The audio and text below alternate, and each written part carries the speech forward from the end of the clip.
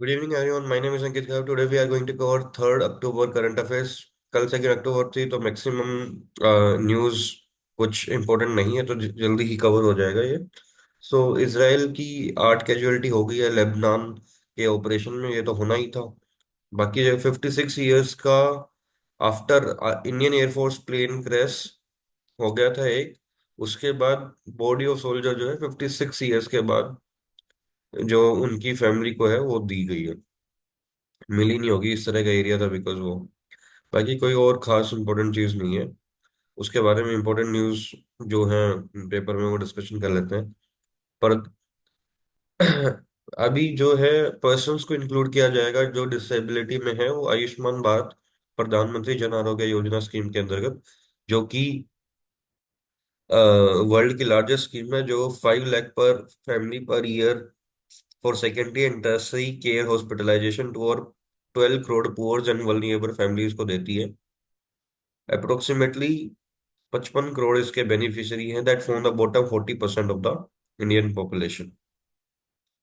इसके अंदर क्या होता है कि group noted that the with very poor and inaccessible private and public insurance coverage and minimal financial support from the government as well as high premiums, the health care expenses. Basically आपको पता है कि खर्चे जो हैं वो उनको poverty में डाल देते हैं गवर्नमेंट और प्राइवेट के हॉस्पिटल्स के, तो इसलिए ये जो आयुष्मान भारत स्कीम है पर आरोग्य भारत, इसमें जो है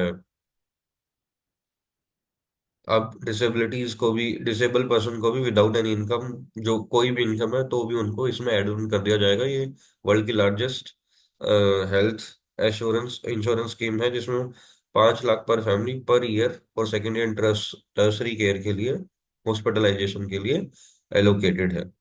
Modi says toilet coverage reached 100% after launch of स्वच्छ भारत मिशन। बेसिकली ये कह रहे हैं कि इनके टेन्योर से पहले 40% पब्लिक ही जो है वो स्वच्छ भारत ओपन डेफिकेशन, 40% पीपल ही अपने घरों में डेफिकेशन करते थे, बट अभी जो है इन्होंने ये कवरेज 60% बढ़ा दिया है लास्ट 1 डिकेड में। और 12 करोड़ नए टॉयलेट्स बिल्ट हुए हैं, जिसके चक्कर में फिर ये डेफिकेशन जो है वो बहुत ही कम हो गया है और 100% जो है कवरेज हो गया है टॉयलेट का। तो उनके उसमें ये है, अभी इन्होंने ये बोला कि स्टेट और सेंटर्स को इंटेंसिवली काम करना पड़ेगा क्लीनलीनेस पे, जिसके लिए 10,000 करोड़ की बजट एलोकेटेड है फॉर क्लीनलीनेस एंड एवरीथिंग। और स्वच्छ भारत मिशन और क्लीन इंडिया मिशन जो है वो लॉन्च हुआ था 2 अक्टूबर 2014 को। ये न्यूज़पेपर में आ जाता है टू एलिमिनेट, न्यूज एग्जाम्स में आ जाता है to eliminate open defecation and improve solid waste management.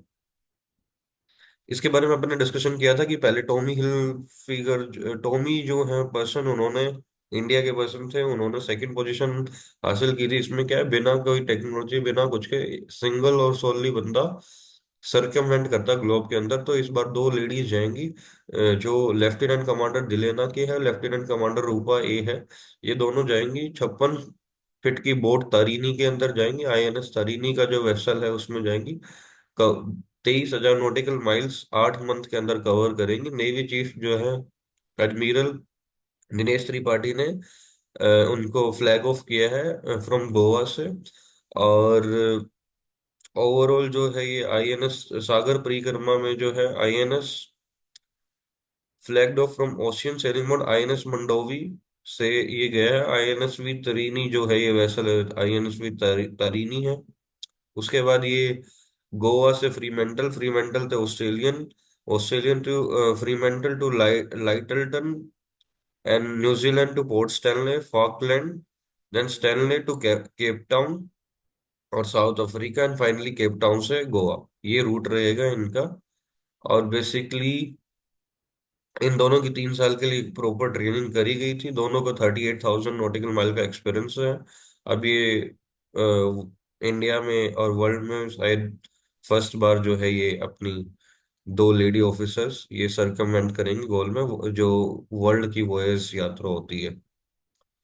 अभी 200 major railway accident took place in the past 5 year, 351 people killed, show data. किसी ने पिटिशन डाला था कि लास्ट 5 ईयर्स के अंदर क्या डाटा है वो क्या है। तो उसके अंदर 351 पर्सन मरे हैं, 970 इंजर्ड हुए हैं, 200 एक्सीडेंट हुए हैं लास्ट 5 इयर्स के अंदर। इसमें 2 साल तो आप उसके निकालिए दो जो कोविड था। उसके बाद जो है रेलवे ने जो 32 करोड़ का कंपेंसेशन दिया, जिसमें 26.8 करोड़ जो है मृतकों को दिया है और 7 करोड़ जो है जिनको इंजरी हुई थी उनको दिया है। और ये जो फिगर है पहले 171 एक्सीडेंट पर ईयर होते थे 10 साल पहले, और अभी जो है 40 एक्सीडेंट पर ईयर हो रहे हैं। तो वो कह रहे हैं इम्प्रूवमेंट हुआ, बट एक्चुअल में अगर देखा जाएगा तो कोविड के 2 साल निकाल दो तो माइट भी ये 100 के आसपास पहुंच जाएगा।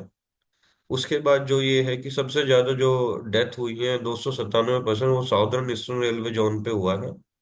उसके बाद ईस्ट कोस्ट रेलवे पे एक्सीडेंट्स अच्छे खासे हुए हैं। देन सेंट्रल रेलवे में 22 एक्सीडेंट हुए, ईस्टर्न रेलवे पे 12, नॉर्थ सेंट्रल पे 21, एंड बस this is not that much important.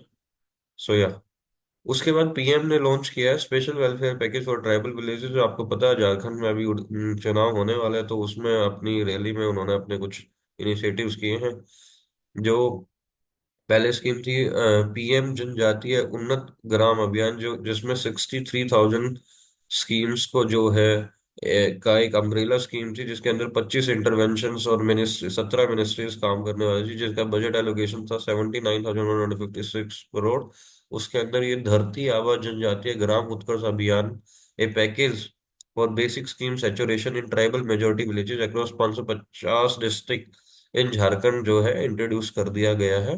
और जो 79 जो उस पैकेज उस बड़ी स्कीम के अंडर ही इस पैकेज को इंक्लूड किया गया है, और जिसकी एलोकेशन 79,156 करोड़ थी, जिसमें से 56,000 करोड़ जो है सेंटर देगा और 22,000 करोड़ जो है स्टेट देगा। इसराइल की सिचुएशन अभी आप देख लो कैसी है। इसराइल ने बेसिकली लेबनान में कैसी चीजें की हैं वो सारी चीजें दिख रही हैं।